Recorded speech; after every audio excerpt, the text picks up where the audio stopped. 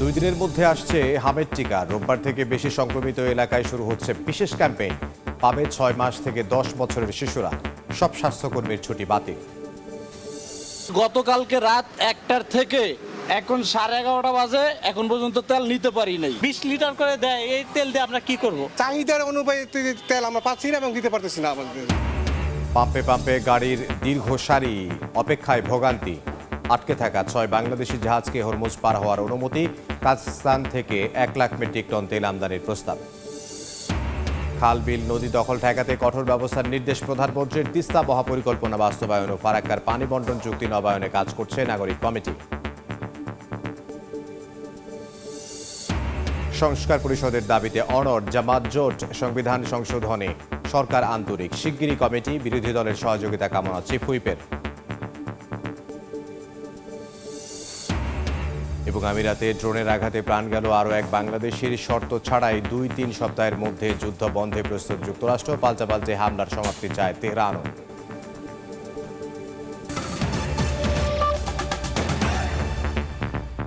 সময় সংবাদের সঙ্গে আছে আমি ইমদাদুল হক। বেশি সংক্রমিত এলাকায় রোববার থেকে হামের বিশেষ টিকাদান কর্মসূচি শুরু হচ্ছে বলে জানিয়েছেন স্বাস্থ্যমন্ত্রী সর্দার শাখাওয়াত হোসেন বকুল। দুপুরে সচিবালয়ে ব্রিফিংয়ে তিনি আরও জানান, হামের টিকা দেওয়ার বয়সসীমা 9 মাস থেকে কমিয়ে 6 মাস করা হয়েছে। টিকা পাবে 10 বছর পর্যন্ত শিশুরা। মন্ত্রী আরও জানান, হাম মোকাবিলায় পর্যাপ্ত ভেন্টিলেটরের ব্যবস্থা করা হয়েছে। টিকা কার্যক্রম সম্পন্নে সারা দেশে স্বাস্থ্যকর্মীদের ছুটি বাতিল করা হয়েছে। যেই জায়গাগুলি আমাদের সবচেয়ে বেশি এফেক্টেড উপজেলা, UNICEF has got that list. ওই লিস্ট অনুযায়ী আমরা প্রত্যেকটা উপজেলায় আমরা ভ্যাকসিন পাঠিয়ে দেব। আগামী 2 দিনের ভিতরে ভ্যাকসিন এবং সিরিঞ্জেস আমরা গ্রাম অঞ্চলে পাঠিয়ে দেব। ইনশাল্লাহ রবিবার সকাল থেকে আমরা নিজেরা বিভিন্ন জায়গায় এটার উদ্বোধনী শুরু করব ইনশাল্লাহ। ইমার্জেন্সি মানে ভ্যাকসিনেশন কাজ আমরা আগামী রবিবার থেকে শুরু করব এবং আমরা সমস্ত ছুটি ফিল্ড লেভেলের স্টাফদের আগামীকাল থেকে আমরা প্রত্যাহার করে নিলাম, কোনো ছুটি থাকবে না। দ্রুত ছড়িয়ে পড়েছে হাম। হাসপাতালেও বাড়ছে চাপ। চিকিৎসকরা জানান, টিকা পাওয়ার বয়স অর্থাৎ 9 মাসের আগেই আক্রান্ত বেশিরভাগ শিশু। আবার কোনো কোনো শিশু টিকা নেয়ার পরও আক্রান্ত হয়েছে। এ অবস্থায় টিকা নেয়া থাকলেও আবারও টিকা নেয়ার পরামর্শ চিকিৎসকদের। জ্বর, ডায়রিয়া নিয়ে সাতক্ষীরা থেকে রাজধানীর শিশু হাসপাতালে এসেছিল ছোট্ট ওমর ফারুক। চিকিৎসায় সুস্থ হলেও নতুন করে ধরা পড়ে হাম। বয়সের বাধ্যবাধকতায় পায়নি টিকাও।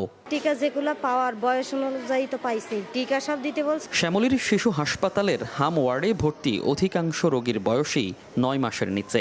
অনেকে এই বয়সসীমা পার করলেও নানা অজুহাতে মেলেনি টিকা। 9 মাসের টিকাটা পাওয়ানো যায়, এই সমস্যাটা টিকাটা দিতে পারিনি। আক্রান্ত হচ্ছে টিকা নেয়া শিশুরাও। এতে শঙ্কিত অভিভাবকরা। 15 মাসের টিকা দেওয়ার পরও আমরা খুব দুশ্চিন্তায় আছি যে বাচ্চাদের এরকম কেন হচ্ছে। গত 6 দিনের থেকে হঠাৎ করে জ্বর আসছে, তারপর জ্বরের সাথে সাথে এই যে র্যাশ উঠছে। এদিকে চিকিৎসকরাও বলছেন, অন্যান্য শারীরিক জটিলতা, রোগ প্রতিরোধ ক্ষমতা কম থাকায় ভ্যাকসিন নেয়ার পর আবারও হতে পারে হাম। সব টিকারই কিন্তু ইফিকেসি রেট হলো নট 100%।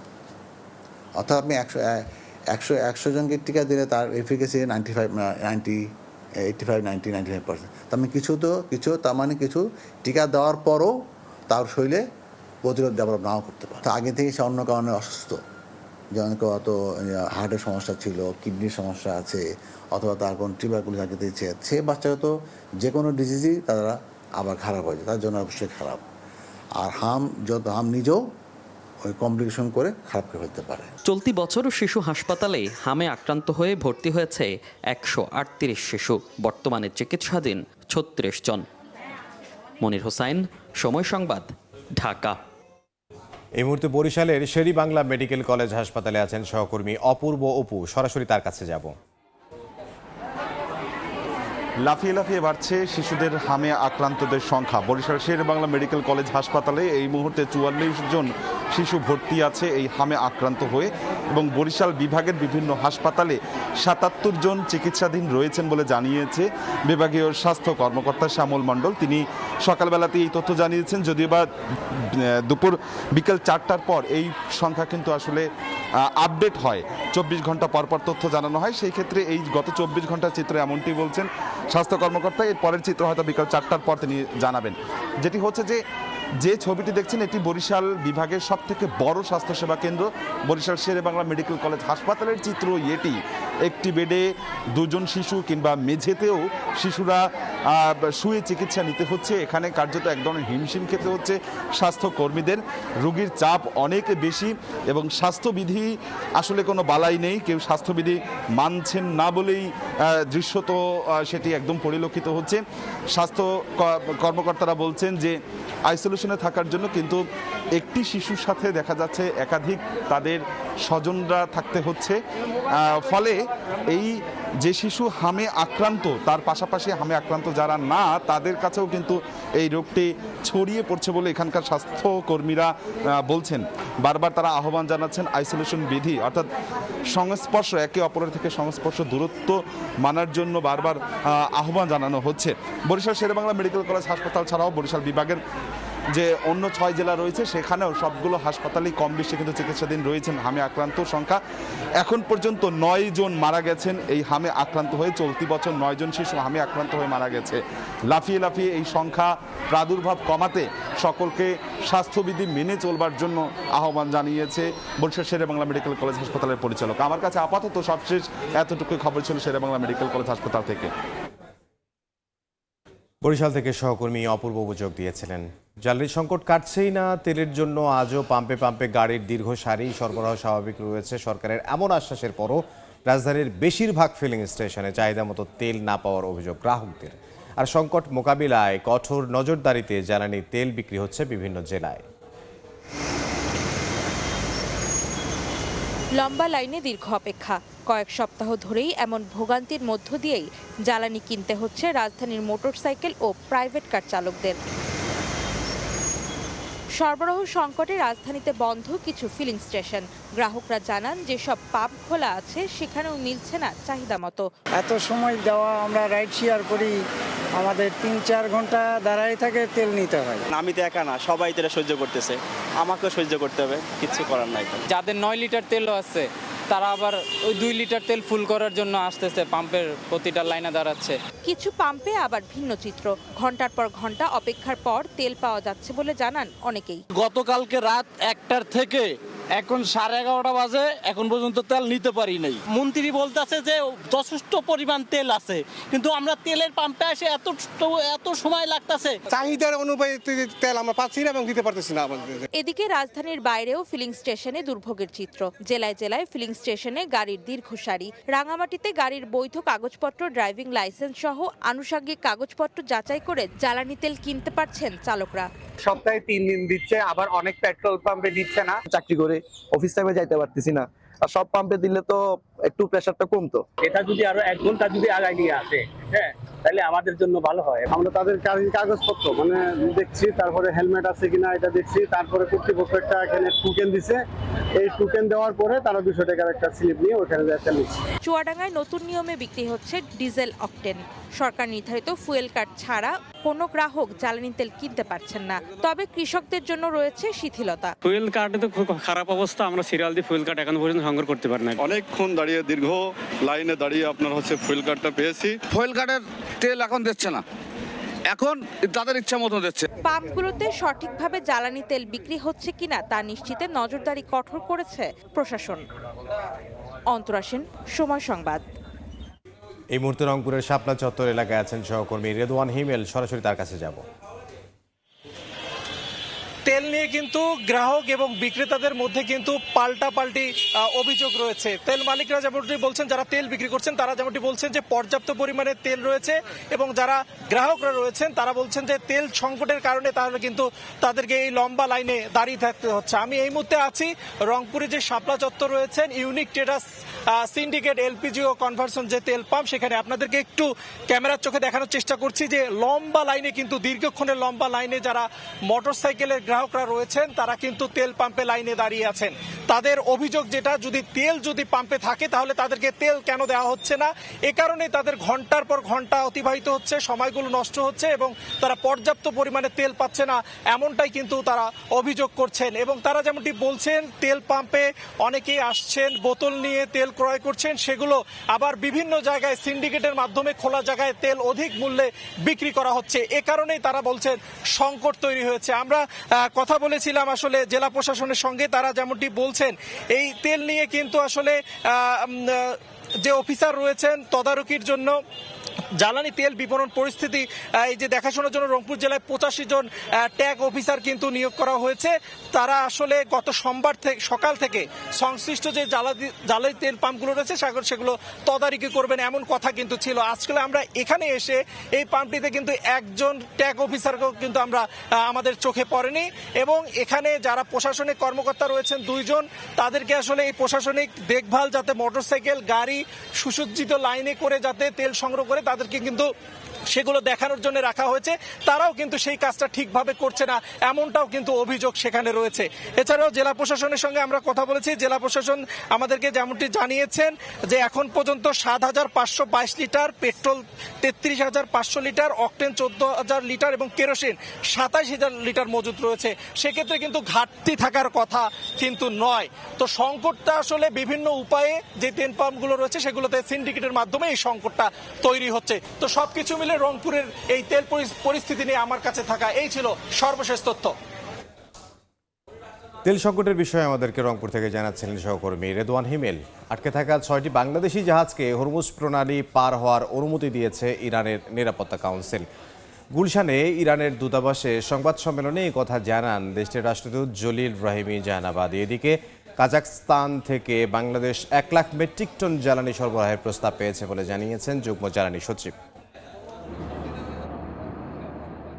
মধ্যপ্রাচ্যে যুদ্ধ পরিস্থিতিতে হরমুজ প্রণালী কেন্দ্রিক জটিলতায় জ্বালানি তেলের সংকট বিশ্বের প্রতিটি দেশকেই শঙ্কায় ফেলেছে। বুধবার সকালে রাজধানীতে সংবাদ সম্মেলন করেন ইরানের রাষ্ট্রদূত জলিল রহিমি জাহানাবাদী। যুক্তরাষ্ট্র ইসরায়েলকে দায়ী করে ইরানের উপর যুদ্ধ চাপিয়ে দেওয়া হয়েছে উল্লেখ করে তিনি বলেন, এই সংঘাত শুধু ইরানের নয়, পুরো মুসলিম বিশ্বের বিরুদ্ধে। প্রতিরক্ষামূলক যুদ্ধে ইরান নিজেকে রক্ষা করতে সক্ষম হয়েছে দাবি করে রাষ্ট্রদূত বলেন, ইউরেনিয়াম ইস্যুতে যুক্তরাষ্ট্র ব্যর্থ হয়ে পারস্য উপসাগর ছেড়ে পিছু হটেছে। মার্কিন প্রেসিডেন্ট ডোনাল্ড ট্রাম্পের কঠোর সমালোচনা করে জলিল রহিমি জাহানাবাদী বলেন, নিজেদের শতবার বিজয় ঘোষণা দিলেও বাস্তবতা ভিন্ন।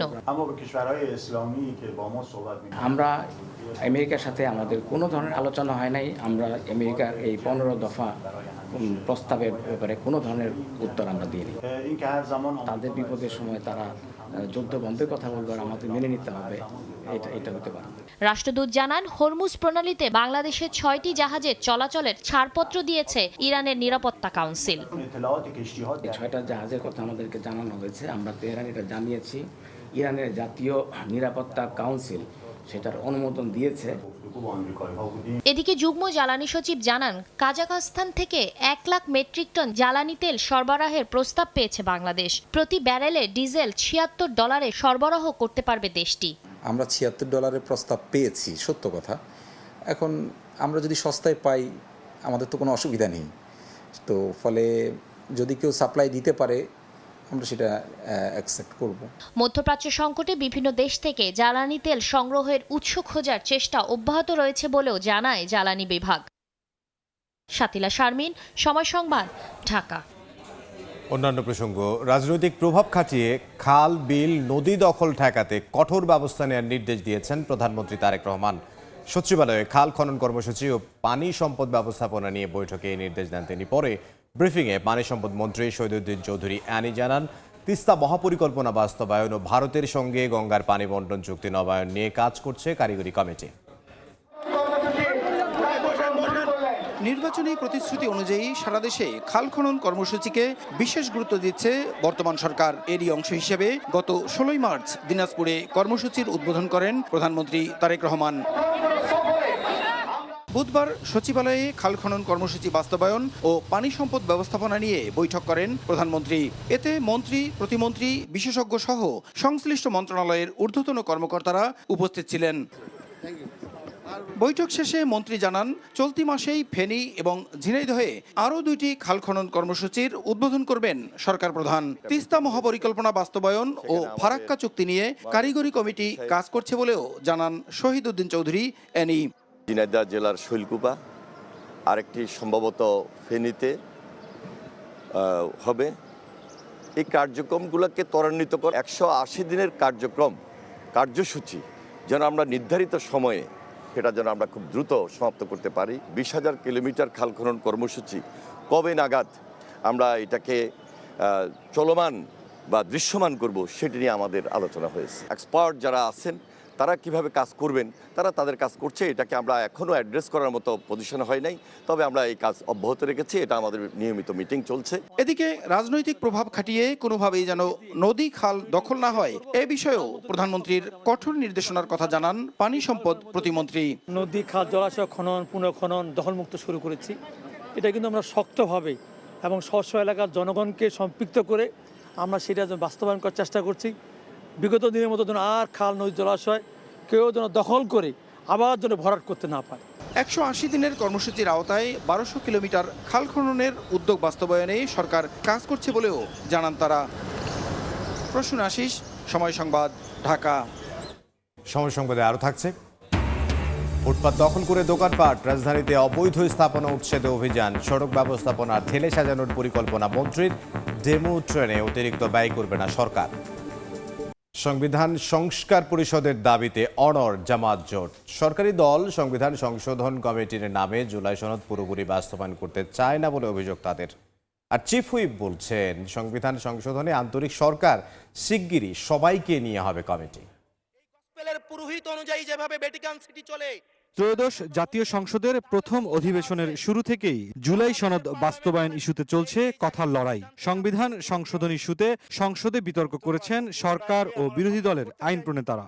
করতে হবে, কিন্তু বুধবার জাতীয় সংসদে জুলাই সনদ বাস্তবায়ন ও সংবিধান ইস্যুতে সরকারের তীব্র সমালোচনা করেন বিরোধী সংসদ সদস্যরা। তাদের অভিযোগ, রাজনৈতিক সমঝোতা থেকে সরে গিয়ে জুলাই সনদ পুরোপুরি বাস্তবায়ন না করার পথে হাঁটছে বিএনপি। আমাদের বিরোধী দলের নেতা কথা বলবেন, তার কিছু ব্যাপারে তাকে মিসকোট করা হয়েছে, যেটা আমরা বলেছে কেউ যে আমরা সংবিধান সংশোধন পরিষদে রাজি হয়েছে। এই কথা আমরা রাজি হইনি। আমরা সংবিধান সংস্কার পরিষদ, যেটা আমাদের সমস্ত দলগুলি একমত হয়ে সিগনেচার করেছি, যেটাকে জুলাই সনদ বলা হয়। সংবিধানের বেসিক ফিচার, মৌলিক কাঠামোকে সংসদ 2/3 মেজরিটির বলে সংশোধন করতে পারেন না। এক্ষেত্রে আমাদেরকে এজন্য সংবিধানকে সংস্কার করতে হবে।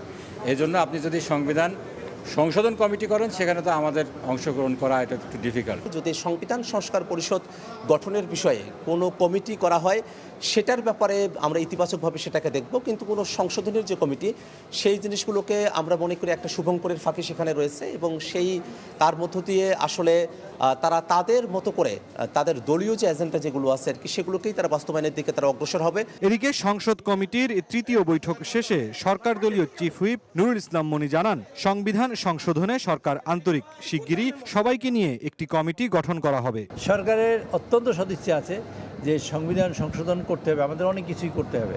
কাজে সেই সংবিধান সংশোধন করার জন্য একটা কমিটি হবে।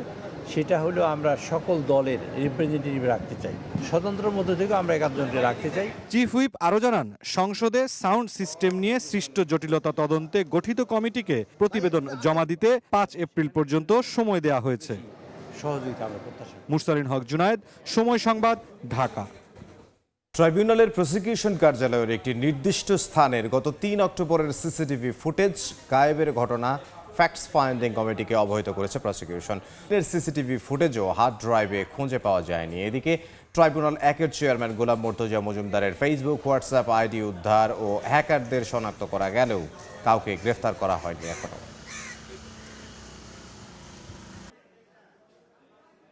সিস লকগুলোতে যে হার্ড ড্রাইভগুলো থাকার কথা ছিল, পুরনো নতুন কিছু হার্ড ড্রাইভ সংযোজিত বিযোজিত হয়েছে।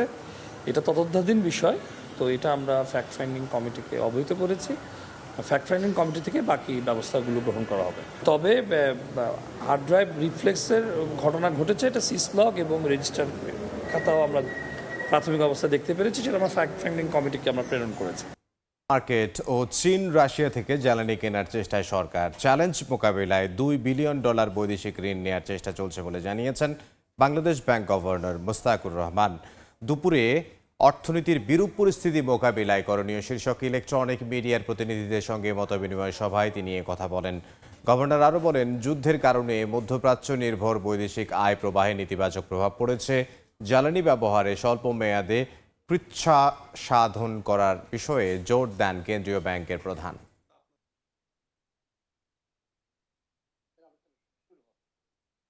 আমাদের ম্যাক্রো ইকোনমিক লো লেভেল ইকুইলিব্রিয়ামে আছি। সো এর অনেকগুলো ইন্ডিকেটরই খুব একটা ভালো অবস্থায় নাই। রিজার্ভের অবস্থা ভালো, রিজনেবল অবস্থায় আছে। আমাদের ইনফ্লেশন কিছুটা কন্ট্রোলে থাকলেও এটা খুব একটা কন্ট্রোলে আনতে পারি নাই, তারপরে যথেষ্ট কন্ট্রোলে আছে এই সিচুয়েশনে। কিন্তু আমাদের এমপ্লয়মেন্ট ডিগ্রোথ হচ্ছে, আমাদের ইনভেস্টমেন্ট ডিগ্রোথ হচ্ছে, আমাদের রেভিনিউ কালেকশন ডিগ্রোথ হচ্ছে। সো এর সাথে নতুন করে যুক্ত হয়েছে মিডল ইস্ট ক্রাইসিস। ভঙ্গুর অর্থনীতি, নির্বাচনী ইশতেহার পূরণ ও মধ্যপ্রাচ্য সংঘাতে ত্রিমুখী চাপে সরকার। এই অবস্থায় আগামী বাজেটে আয় ব্যয়ের খাত ঠিক করা অনেক বড় চ্যালেঞ্জের বলে মনে করেন অর্থমন্ত্রী। তবে এমন পরিস্থিতিতেও টাকা ছাপাতে চায় না সরকার। ঋণ নির্ভরতা থেকে বেরিয়ে বিনিয়োগ নির্ভর অর্থনীতির পরিকল্পনা নেওয়ার কথা জানান তিনি। প্রতি বছরের মতো এবারও 2026-27 অর্থ বছরের বাজেটের আগে অংশীজনদের সঙ্গে নিয়মিত বৈঠকে বসছে জাতীয় রাজস্ব বোর্ড এনবিআর। যদি না দেখায়, দ্বিতীয় দিনের আলোচনায় অংশ নেয় ব্যাংক ও পুঁজিবাজার খাতের শীর্ষস্থানীয় 8টি সংগঠন। প্রস্তাব তুলে ধরেন কর ও শুল্ক কাঠামো নিয়ে। বাজার মূলধন স্যার এখন আছে 30 বিলিয়নেরও নিচে, 7% অফ দ্য জিডিপি। এটাকে আগামী 5 বছরে 2030 সালে আমরা $200 বিলিয়ন, মানে 25% অফ দ্য জিডিপিতে নিয়ে যেতে চাই। 1 বছরে বা বিশেষ একটা এসআর উপরে যদি দেওয়া হয়, তাহলে আমরা হয়তো একটা বড় প্রভিশন সংরক্ষণ করতে পারি। আলোচনায় এনবিআর চেয়ারম্যান জানান, সব কর রাজস্ব আয়ের জন্য আরোপ করা হয় না, দুর্নীতি বন্ধেও করা হয়। আমি যদি এই অব্যবস্থাপনা নিয়ে যদি আমরা এগোতে যাই, তাহলে কিন্তু আমরা কোনোদিনও টেবিলে কিন্তু পুরো পিকচারটা আসবে না। যারা কমপ্লায়েন্ট ট্যাক্স পেয়ার তারা সারা জীবন ট্যাক্স দিয়ে যাবে, ওই যে লেবু চিবানোর মতো। তাদেরকেই বারবার আমি বলবো আরও ট্যাক্স দেন। আর যারা নন কমপ্লায়েন্ট ট্যাক্স পেয়ার তারা সারা জীবনে আরাম করবে। এখান থেকে আমাদের বের হতে হবে। এর আগে এনবিআর চেয়ারম্যানের সঙ্গে বৈঠক শেষে অর্থমন্ত্রী সাংবাদিকদের জানান, আগামী বাজেট প্রণয়নে চাপ পড়লেও টাকা ছাপানোর পরিকল্পনা নেই সরকারের। এবার বিনিয়োগ বান্ধব বাজেট করার আশ্বাস দেন তিনি। আমরা ঋণ নির্ভর অর্থনীতির থেকে বিনিয়োগ নির্ভর অর্থনীতির কথা বলছি। আমরা টাকা ছাপাতে চাচ্ছি না।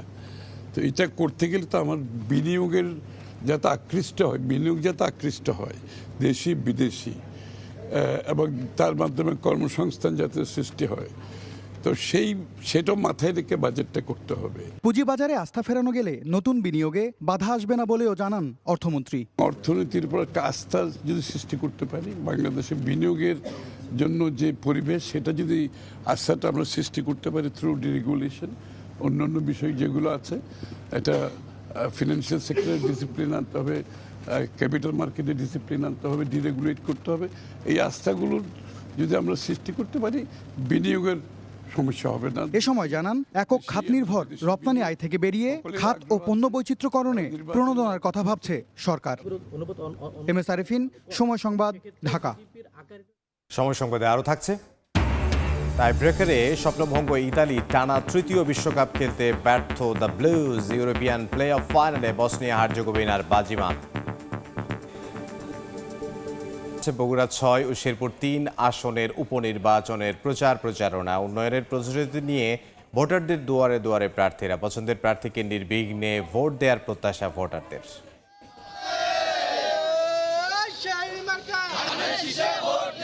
মোড়ে মোড়ে পথসভা, মুহুর্মুহু স্লোগান, জমজমাট উপনির্বাচনের প্রচারণা। বুধবার সকালে বগুড়া 6 আসনের উপশহর ও স্নিগ্ধা আবাসিক এলাকায় প্রচারণা চালান বিএনপি প্রার্থী রেজাউল করিম বাদশা। সরকারের নানা উন্নয়নমূলক কর্মসূচি তুলে ধরে ধানের শীষে ভোট চান তিনি। পরিবেশ সুন্দর, সুষ্ঠু পরিবেশ রয়েছে এবং মানুষের ভোটের যে নিরাপত্তা, ভোটের যে অধিকার, সেটিও ইনশাআল্লাহ সরকার নিশ্চিত করেছেন। শহরের বারপুর ও নবাববাড়ি সড়কে গণসংযোগ করেন জামাতের প্রার্থী আবিদুর রহমান সোহেল। এ সময় লেভেল প্লেইং ফিল্ড নেই বলে অভিযোগ করেন তিনি। সরকারি দলকে জিতিয়ে দেওয়ার জন্য প্রশাসন নীরব ভূমিকা পালন করছে। অবিলম্বে রিটার্নিং অফিসারের কাছে, নির্বাচন কমিশনের কাছে আমাদের আবেদন, বগুড়ায় লেভেল প্লেইং ফিল্ড নিশ্চিত করা হোক। নির্বাচনী উত্তাপ ছড়িয়েছে শেরপুর 3 আসনের উপনির্বাচনেও। দিনরাত চলছে ভোটের প্রচারণা। নির্বাচনে প্রতিদ্বন্দ্বিতা করছেন বিএনপি প্রার্থী মাহমুদুল হক রুবেল ও জামাত প্রার্থী মাসুদুর রহমান। এলাকার উন্নয়নের জন্য যোগ্য প্রার্থীকেই বেছে নেওয়ার কথা বলছেন ভোটাররা। আমার পছন্দ মতো প্রার্থী আছে, আমরা যাকে ইচ্ছে তাকে দিব। যে এলাকার উন্নয়ন করতে পারবে, কাজ সুন্দরভাবে কাজ করতে পারবে, আমাদের রাস্তাঘাট, ব্রিজ, কালভার্ট সবাই কাজ করে দিতে পারবে, ওরকম প্রার্থীকে আমরা ভোট দিব। কোনো সন্ত্রাসী যেন হামলা না হয়, কারচুপি যাতে না হয়, ভোটাভুটি যেন ভালো হয়। আগামী 9 এপ্রিল বগুড়া 6 ও শেরপুর 3 আসনে উপনির্বাচনের ভোট গ্রহণ অনুষ্ঠিত হবে। ফাহরিয়া ফারজানা, সময় সংবাদ। সংসদের প্রথম অধিবেশনের 6ষ্ঠ দিনে প্রশ্নোত্তর পর্বে বক্তব্য রাখছেন প্রধানমন্ত্রী তারেক রহমান। সরাসরি যাচ্ছে সেখানে। প্রান্তিক ও নিম্ন আয়ের পরিবারগুলোকে, যেখানে বাংলাদেশের অধিকাংশ পরিবারই প্রান্তিক বা নিম্ন আয়ের পরিবারের সদস্য, এই পরিবারগুলোকে প্রাথমিক পর্যায়ে 13টি জেলায় প্রায় 37,814টি নারী প্রধান পরিবারকে ফ্যামিলি কার্ড প্রদান কার্যক্রম শুরু হয়েছে। মাননীয় স্পিকার, একই সাথে কৃষকের সার্বিক সুরক্ষা প্রদানের জন্য সরকার কৃষক কার্ড প্রদানের উদ্যোগও গ্রহণ করেছে। প্রাথমিক পর্যায়ে কৃষি সম্প্রসারণ অধিদপ্তরের মাধ্যমে বাংলাদেশের 8টি বিভাগের 10টি জেলার 11টি উপজেলায় 11টি ব্লকে পাইলটিং কাজ শুরু হয়েছে।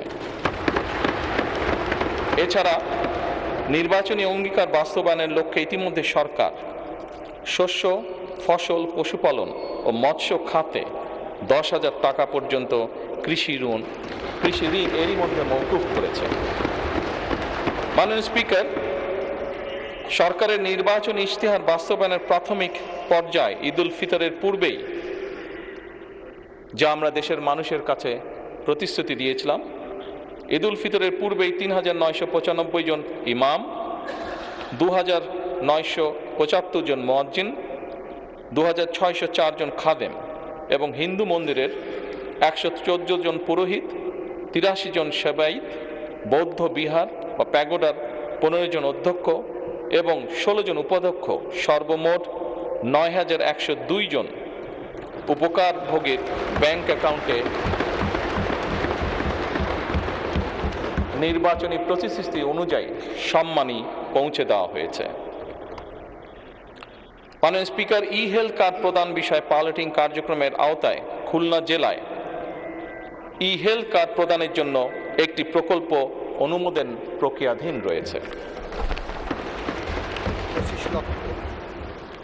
সরকারের নির্বাচনী ইশতেহার অনুযায়ী আগামী 5 বছরে ইনশাল্লাহ 20,000 কিলোমিটার খাল খনন পুনর্খনন কর্মসূচি গত 16 মার্চ 2026 হতে বাস্তবায়ন শুরু হয়ে গিয়েছে। এর মধ্যে জুন 2026 পর্যন্ত পানি সম্পদ মন্ত্রণালয়, স্থানীয় সরকার বিভাগ ও কৃষি মন্ত্রণালয় 1204 কিলোমিটার খাল খনন পুনর্খনন করবে ইনশাল্লাহ। এছাড়া দুর্যোগ ব্যবস্থাপনা ও ত্রাণ মন্ত্রণালয় কর্তৃক 2026 সাল পর্যন্ত কাবিখা, কাবিটা, টিআর এই সকলের মাধ্যমে 1500 কিলোমিটার খাল খনন পুনর্খনন সংস্কারের কাজ হবে ইনশাআল্লাহ। মাননীয় স্পিকার, সামগ্রিক বিশ্বে পরিবেশ একটি সিরিয়াস কনসার্ন হয়ে দেখা দিয়েছে। আমরা ইনশাল্লাহ 5 বছরে 25 কোটি বৃক্ষরোপণ ও সবুজ কর্মসংস্থান সৃষ্টির লক্ষ্যে বনায়ন সৃজনের জন্য ইতিমধ্যে 1,50,00,000 বিভিন্ন প্রজাতির চারা উৎপাদন করা হয়েছে। এই উৎপাদিত চারাসমূহ চলতি বছর আসন্ন বর্ষা মৌসুমে ইনশাল্লাহ রোপণ করা হবে। মাননীয় স্পিকার,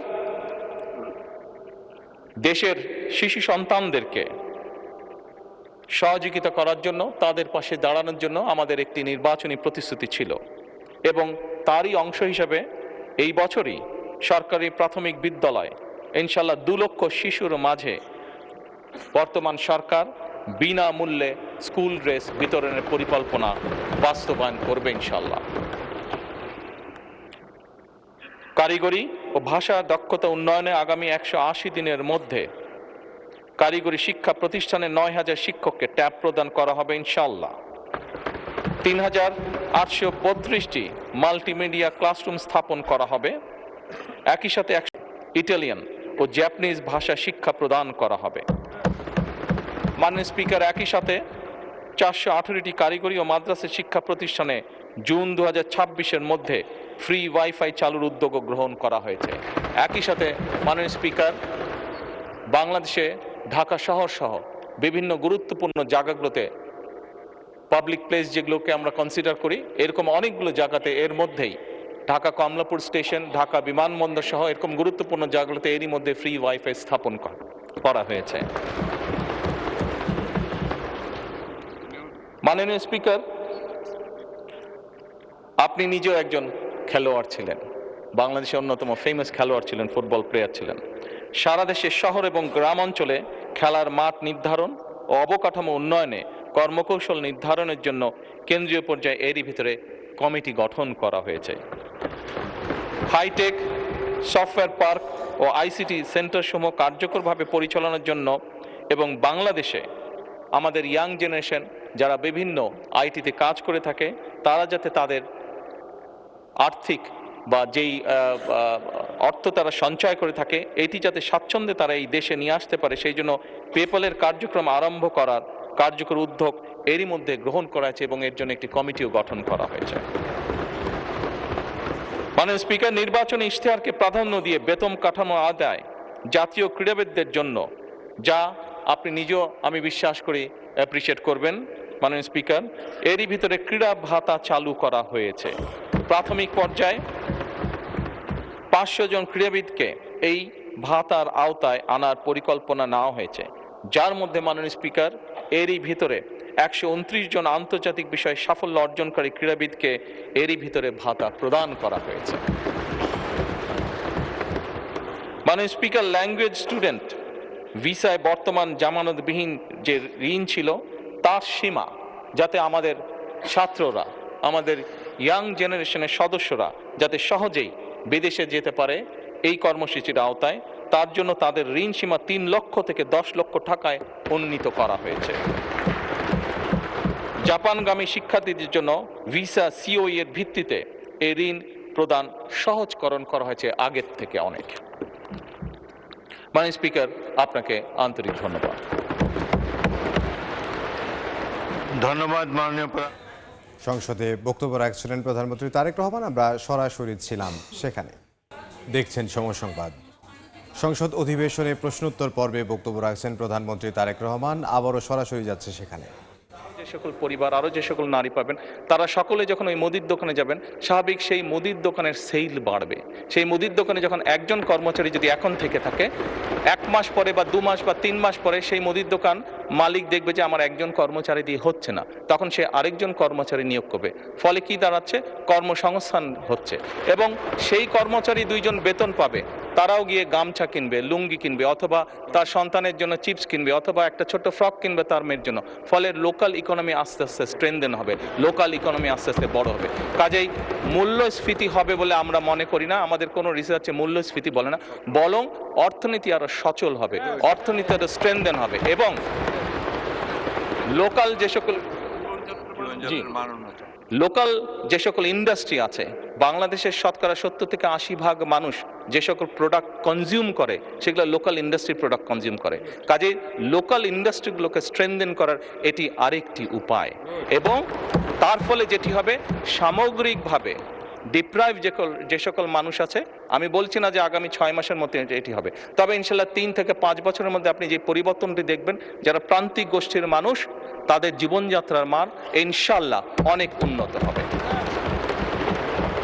ধন্যবাদ মাননীয় স্পিকার।